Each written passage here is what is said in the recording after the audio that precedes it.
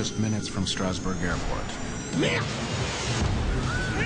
Airbus A320 slams into a mountaintop.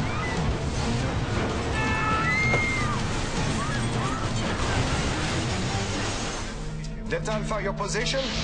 There are survivors. And I'll panic because I'm going to burn. But they are still in grave danger. It's bitterly cold, and what they don't realize is that no one knows where they are. They could be anywhere in there. Expect this in the jungle or the rainforest, but not in a highly populated area. Before investigators can begin searching for what caused the crash of Air Inter Flight 148, they must first find the crash site.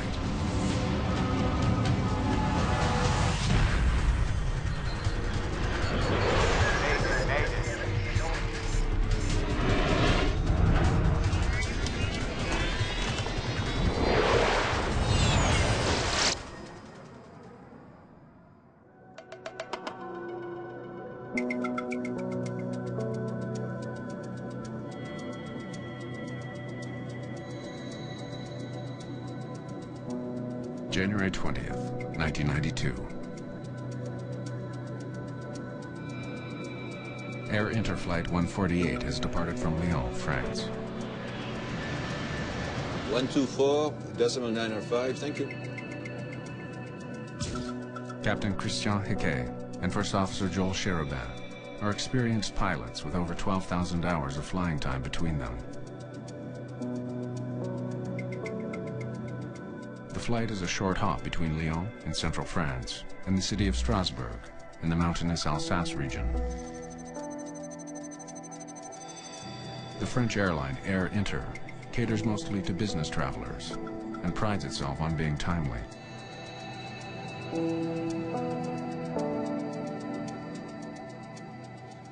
Have we been flying for 35 minutes yet? 41 minutes.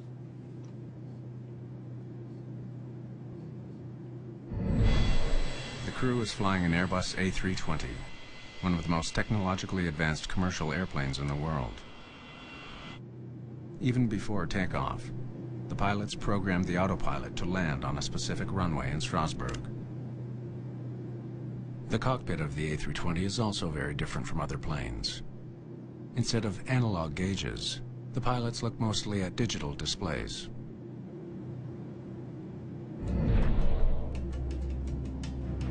Strasbourg, good evening. Runway News 05. Transition level 50. Wind 040 at 18 knots. Visibility 10 kilometers. A recording from Strasbourg Airport informs the crew of a change in plan. Due to high winds and poor winter weather, they'll have to land on an alternate runway. 05 in service. Not the one programmed into the autopilot. 05. What sort of wind are they giving us? 18 knots. 18 knots. Captain Hickey doesn't like the idea of changing runways. No chance. He was hoping to use runway 23, an approach that provides the autopilot with a precise navigational fix. The new runway, runway 05, is surrounded by mountainous terrain that can interrupt radio signals sent to the autopilot. You know, if we go with the runway 05 procedure, we... Oh, no. Captain Hickey suggests a compromise. I'm putting back runway 23. Otherwise, I couldn't make the ILS interception. He'll program the autopilot to fly towards runway 23. But near the airport, the captain will take over the controls and make a visual landing on runway 05. You're taking 23 then? Yes!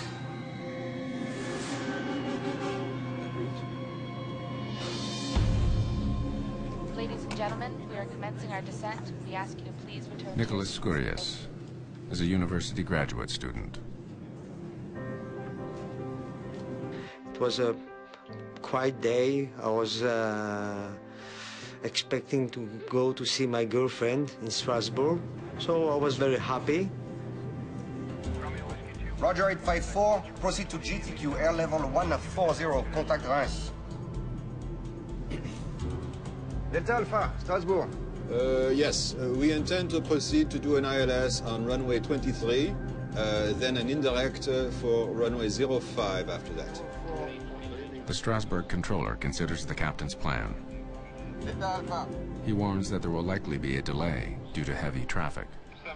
Given that we're going to have 3 takeoffs on 05, you risk waiting in a stack at 5,000 feet. We're not going to mess about like that, descending at full speed. If they had warned us in advance, cripes! Delta Alpha, Strasbourg. I hear you. Aware of the captain's frustration, the controller offers assistance. If you want, I can take you with the radar to lead you to Andlo at 5,000. Andlo is a navigational point on the approach to runway 05. It helps pilots align the plane for landing. Yeah, that's good. Oh yeah. Okay then, turn left to heading 230 degrees. 148. Turn left to heading 230 degrees. There you are. That will save you some time. Since runway 05 doesn't allow for a full autopilot approach, the captain must calculate the angle of descent on his own. That makes 3.3 degrees.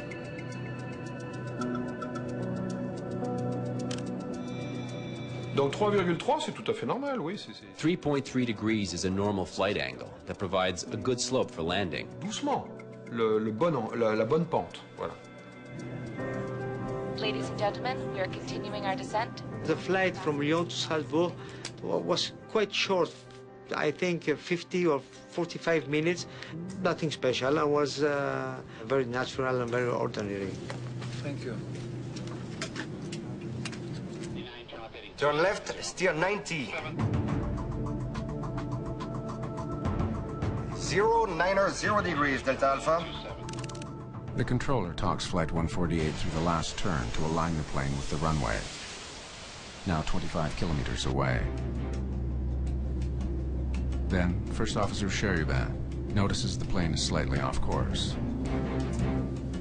We're headed inside. You're inside there. You should have started with 070. Yeah. At least that much. The controller also notices that the plane is off course. Air Inter, Delta Alpha. It is misaligning itself with Andlo, the runway's electronic guidepost. Delta Alpha, you're passing to the right of Andlo. Nevertheless, he authorizes the landing. Authorized for final approach 05. Delta Alpha. The captain initiates the landing sequence. Flaps towards 2. Flaps towards 2. Flaps at 2. Gear down.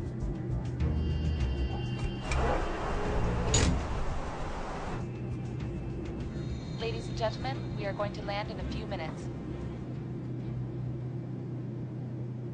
Hickey notices that the plane is traveling too fast, so he extends the speed brakes. They disrupt airflow over the wing, which helps create more drag to slow the plane. You have to watch our descent. The approach axis. The first officer is more concerned with their horizontal position in relation to the runway. It was 60. Check it out. But before the crew can adjust their course,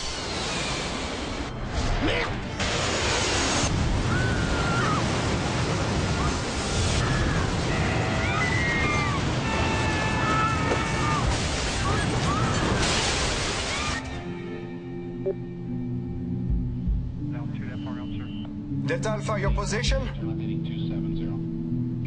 Air Inter, Delta Alpha, Strasbourg.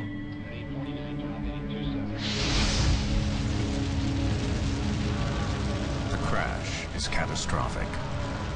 The A320 has flown into the side of a mountain. Delta Alpha, your position? Flight 148 is no longer on radar, nor responding to radio contact. An emergency is declared at Strasbourg Airport.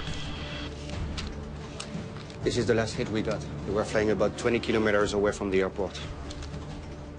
Officials need to pinpoint the crash site, but it's not as easy as it might seem. The airport's radar is not recorded. There has been no signal from the plane's emergency beacon, and surprisingly, no one has reported seeing a plane go down. It could be anywhere in here. The proposed search area covers more than 20 square kilometers of dense forest, just outside Strasbourg.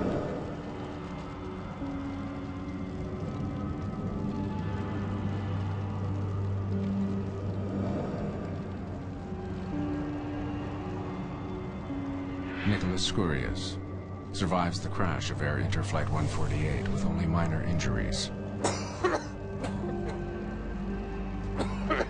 I took off my seatbelt, I get up, I tried to find my suitcase in the lockers, but there wasn't any lockers.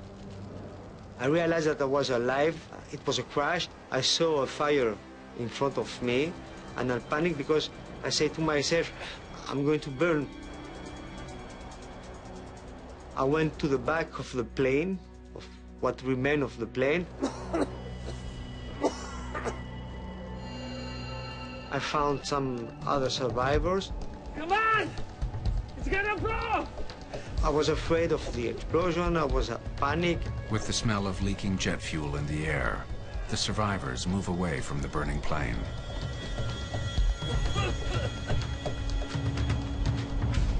We stayed together, waiting for the first aid. But the wait will be longer than anyone might expect.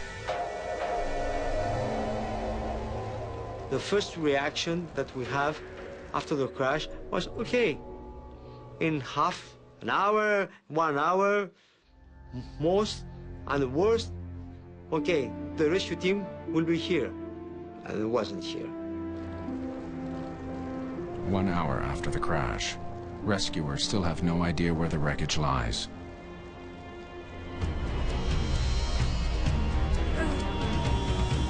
Skurius and the others now face a new ordeal. Surviving sub-zero temperatures in a dark and isolated forest.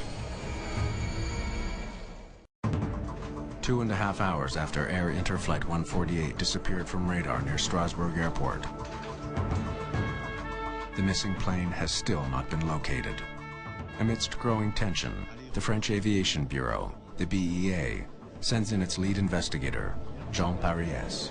I immediately called my two main investigators, and we organized the GO team, and we got prepared to rush to the site as soon as this site was located somewhere. The delay feels like an eternity. A little bit surprisingly long. We can expect this in the jungle or the rainforest, but not exactly in a highly dense populated area like the Strasbourg area. With no help in sight, Skurius returns to the wreckage to look for more survivors. I think that some people that die could have survived if the first aid come sooner.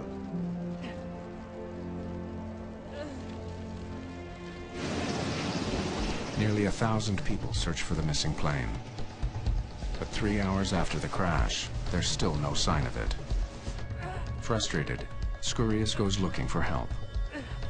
He stumbles into a TV crew trying to find the crash. But with no wreckage in sight, they react with skepticism.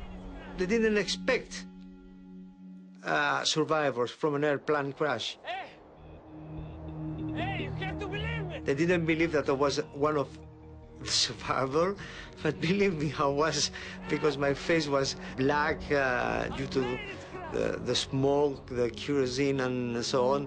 Come on! The journalists follow him back to the crash site, where they discover 8 other survivors.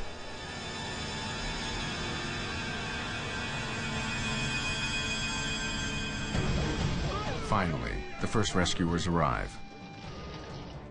The crash site is located near the top of the 2,500-foot Mont Saint-Odile, 19 kilometers from the runway. They found us after 4 hours and 30 minutes. So it was a mess. I was very, very disappointed that at 20 kilometers from Strasbourg, and they couldn't find us. A total of 87 passengers and crew have died, including the pilot and co-pilot. The survivors begin to tell their stories, but no one reports anything that might explain why the plane crashed. I don't know what happened. We were landing. I lost all consciousness. We must have hit the trees.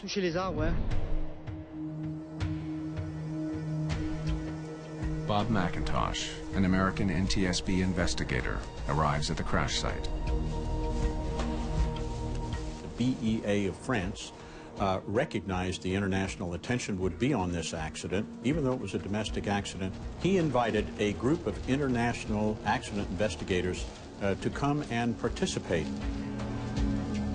Welcome to the team. The first priority for investigators is to retrieve the plane's black boxes. We have not removed the recorders yet.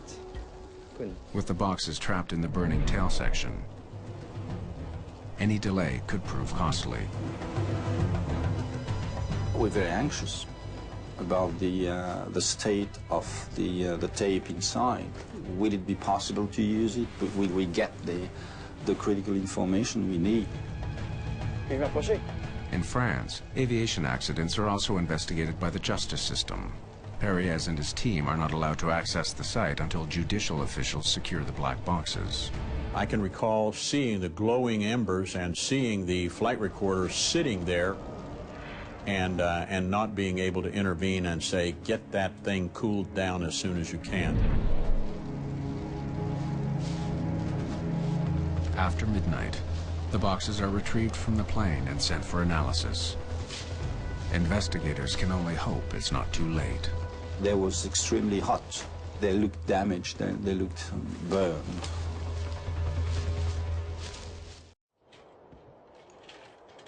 In the light of day, investigators examine the wreckage of Air Interflight 148.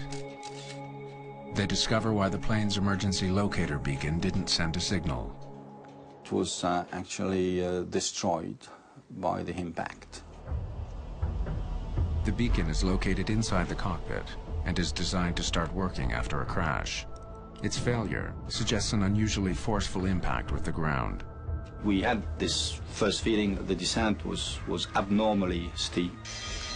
Investigators examine the engines to see if they may have stalled before impact. If you find the blades curved and a lot of wood sucked inside the engines, then you understand that the engines were working properly.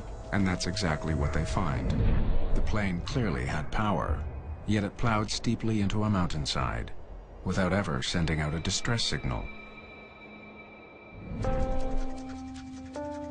Investigators are puzzled. They hope that the box which recorded the plane's flight data will help them solve the mystery.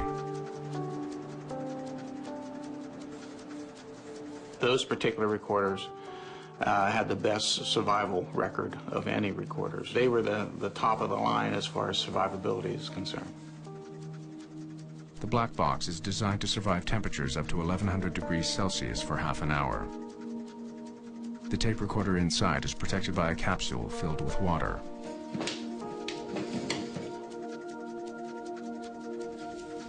When the recorder heats up, the water turns to steam, absorbing the energy, and actually vents out through a little hole in the crash enclosure.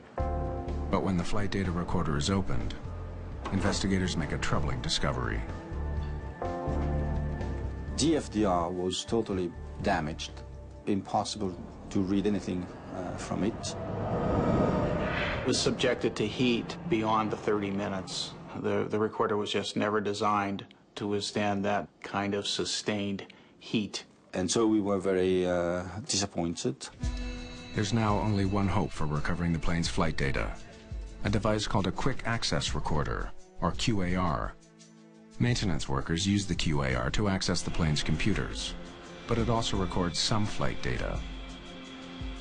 Unlike the black boxes, the QAR is stored near the cockpit. Quick access recorders are not protected at all. They're up in the front end of the aircraft, typically in the electronics bay. They're generally destroyed just from the impact damage. Investigators are encouraged to discover that in this case, the QAR has survived. But on closer examination, their optimism turns to frustration. The last 20 centimeters of the tape were burned and stretched and were damaged to the point that we could not use them into a machine. We couldn't read it. Investigators are desperate to retrieve the data, so they take a chance on an experimental technique. Known as the garnet technique, a light is beamed through a mineral lens made of garnet. Use a garnet stone to visualize the magnetic pulses that are actually recorded on the tape. The special lens helps the technicians differentiate between the positive and negative magnetic pulses, which translate as binary digits, or bits. There's 768 bits per second, so that's a lot of ones and zeros. You have to be very precise in moving the tape under the lens or the garnet to make sure you don't miss a bit or read the same bit twice, you know. So it's difficult. Analyzing the data is even more painstaking. It took about a day to read a second of recording. Any additional second recovered could reveal something that would make a difference. The effort to retrieve all the QAR data could take a month or more.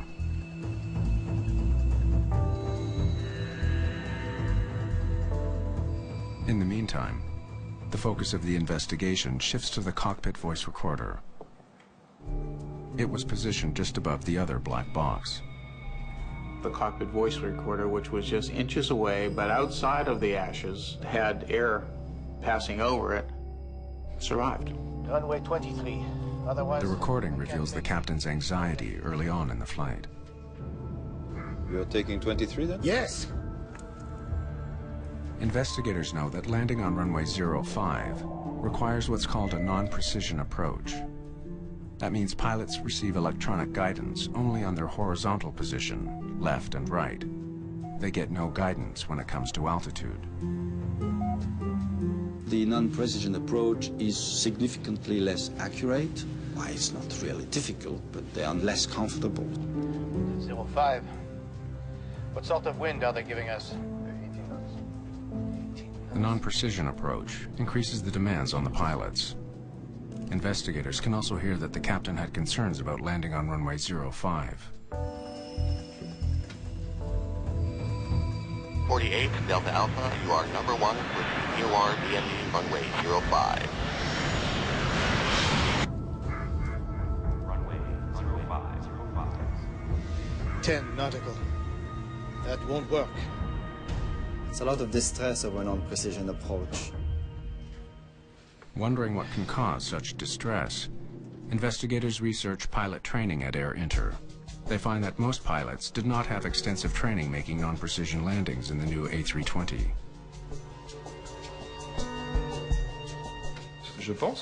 I think we should have had double the training compared to an older plane. Investigators ask the airline for detailed records on the pilot's history of runway approaches.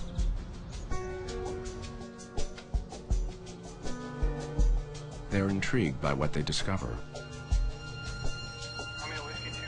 Captain Hickey has landed at Strasbourg countless times, but he'd never landed an A320 there using a non-precision approach.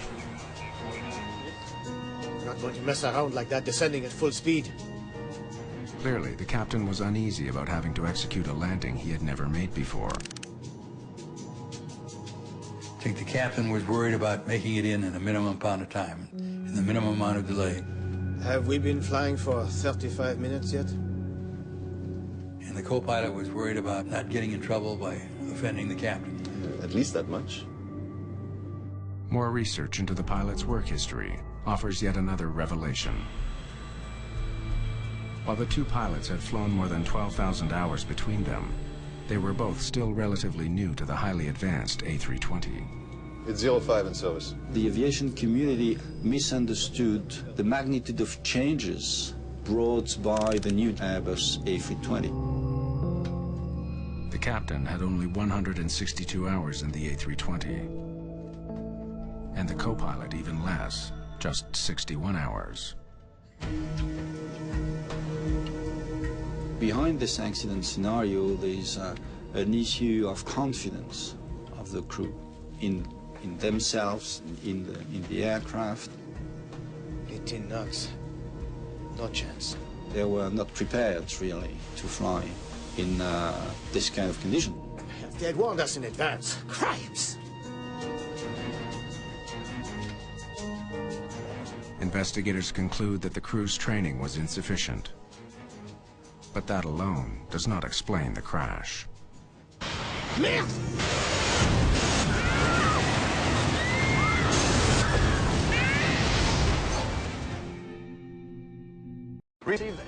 Investigators search for more factors in the crash of Air Inter Flight 148. They review the conversations between the crew and air traffic controllers. If you want, I can give you radar headings and take you to Anlo at 5,000. Yeah, that's good.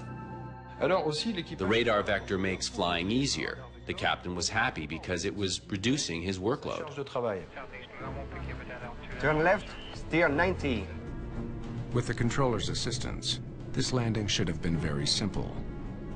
But when investigators reconstruct the plane's trajectory using radar information from various stations around the airport, they discover a shocking error. The 090 heading started here. 090, 0 degrees, Delta Alpha. But it won't take them to Andlo. Last radar vector the controller gave was incorrect. It sent them... Thank you. ...closer to the mountain. Investigators are also troubled by the controller's choice of words when he warned the pilots, incorrectly, that they were headed to the right. Delta Alpha, you're passing to the right of Anlo. From the pilot's perspective, the plane was on the left side of the runway, not the right. It could only add to their confusion.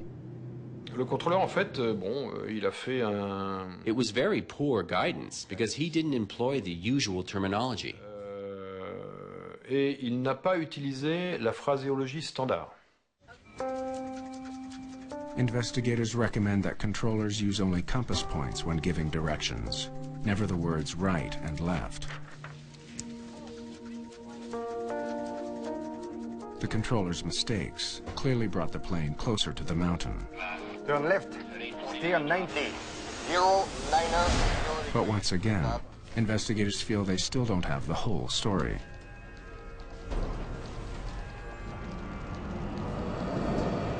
It's not something totally abnormal to start a descent from this situation. Flaps towards 2. Flaps towards 2.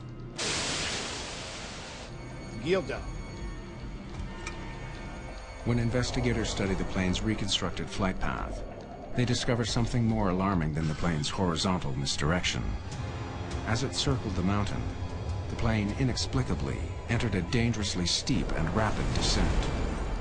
Perhaps 2.5 times the normal rate of descent. That's lethal at that altitude. Without the steep descent, they would have cleared the mountain. If the vertical trajectory had been correct, they would have no problem at all. Authorized for final approach 05. By studying Flight 148's trajectory, investigators determined that the rapid descent began 60 seconds before the crash. Delta Alpha. There was no indication on tape that the descent was deliberate. How it happened and why the crew didn't notice is a mystery.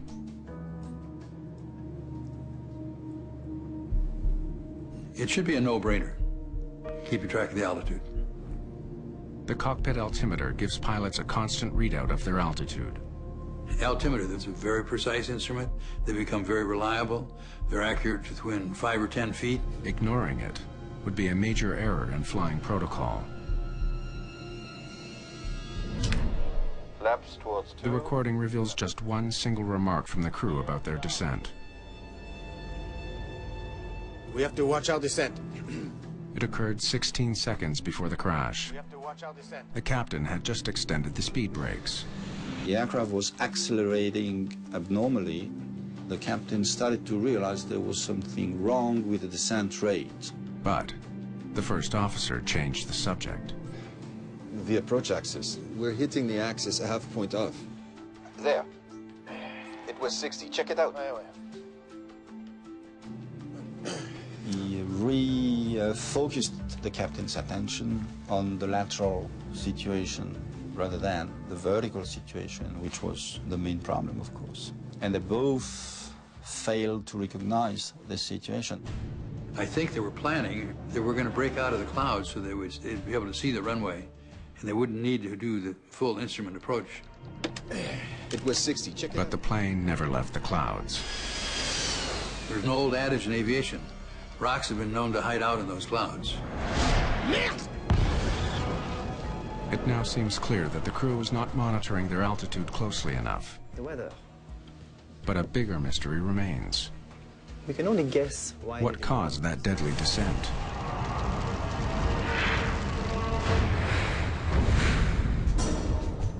After months of work, investigators may finally have the answer. All the available flight data from the damaged quick access recorder has been recovered. We were very anxious to be able to read as much as we could. The data confirms that just before the crash, the plane was speeding toward the ground at an extremely high rate, 3,300 feet per minute. It also confirms that the angle of descent was dangerously steep, much greater than the 3.3 degrees selected by the captain. 3.3 degrees. That's quite a difference. Then Perriès notices a similarity between two key numbers: the plane's vertical speed, 3,300 feet per minute, and the intended flight path angle, 3.3 degrees. Coincidence? Investigator Jean Perriès tests a new theory about the crash of Air Inter 148. Can you show me a descent of 3,300 feet per minute? Perriès has suspicions about two strikingly similar numbers. On the autopilot, there are two descent modes: flight path angle and vertical speed. But they are both displayed on the same window. So 3,300 is abbreviated to 33. Now, show me a flight angle of minus 3.3 degrees.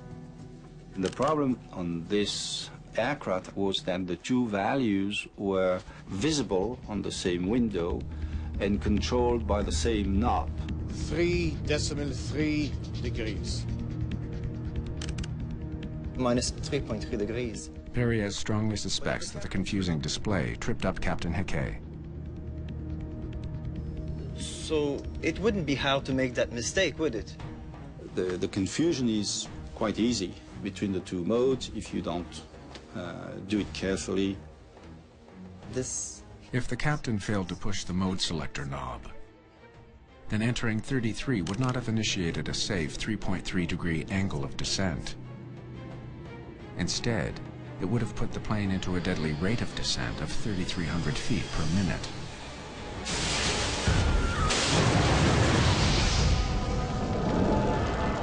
Two months after the crash, another Air Inter plane enters a dangerously steep descent for the same reason.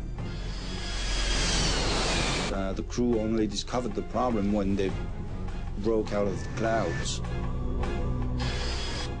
Those pilots also confused the plane's flight path angle with its vertical speed. They were lucky enough to have a much higher cloud base, so they could correct the problem.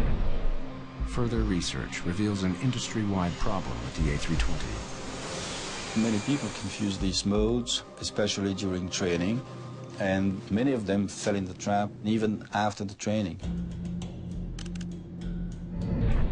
Eager to test his new theory, Jean Perriès programs a simulator with all the known data from Flight 148. Okay. He then inputs the same rate of descent he believes the air interpilot selected. If Perriès is correct, the simulation will end with the plane hitting the mountain. But it doesn't. We're missing something. Strangely, this didn't lead to a crash. Every approach would overfly this obstacle by a significant margin.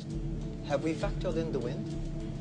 We started to work on other alternate hypotheses. Let's try again, but initiate the turn sooner. But nothing was really credible.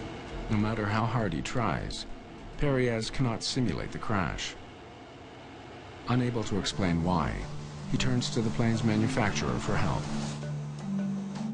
Thanks for bringing this to my After attention. much research, an Airbus designer comes to Perriès with an explanation about a little-known element of the autopilot's design.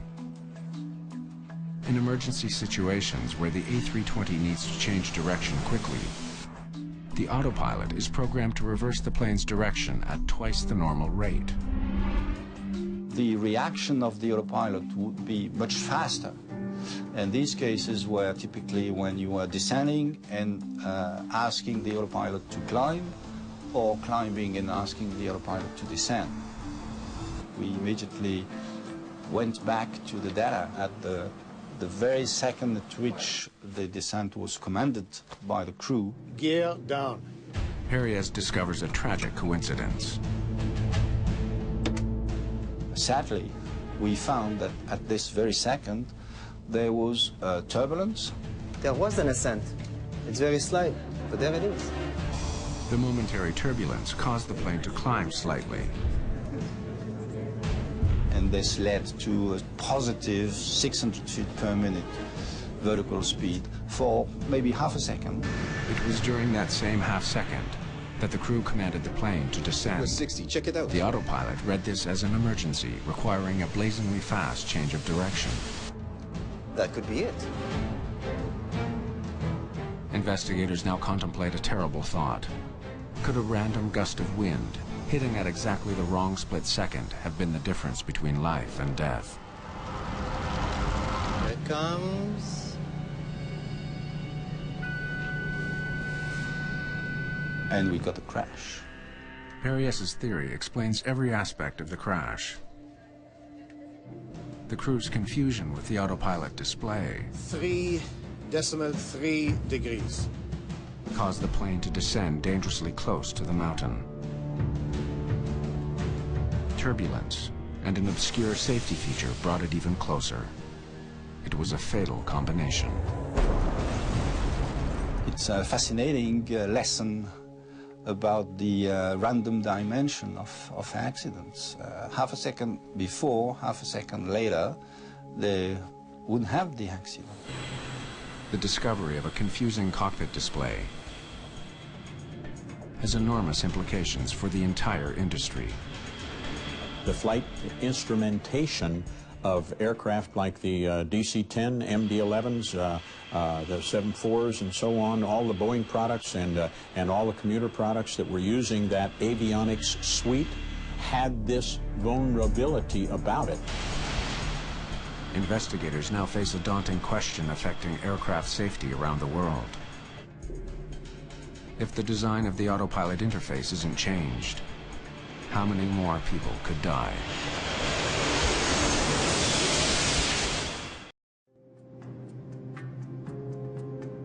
There's mounting evidence that the design of the autopilot interface on Airbus A320s led the air interpilots to accidentally dial in a dangerous rate of descent. 3.3 degrees.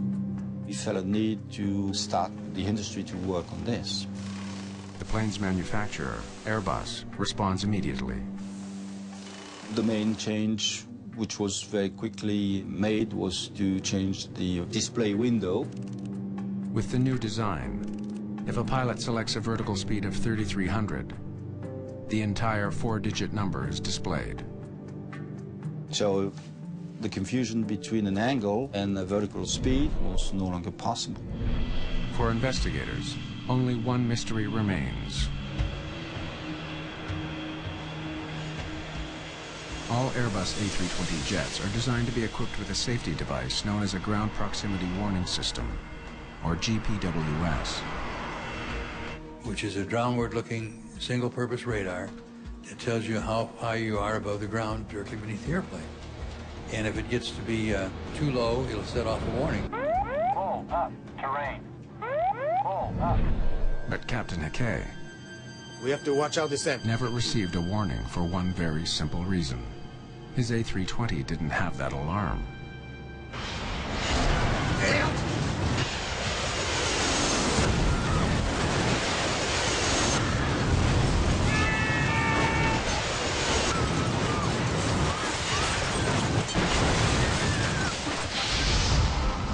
The first question, of course, was why the aircraft was not equipped.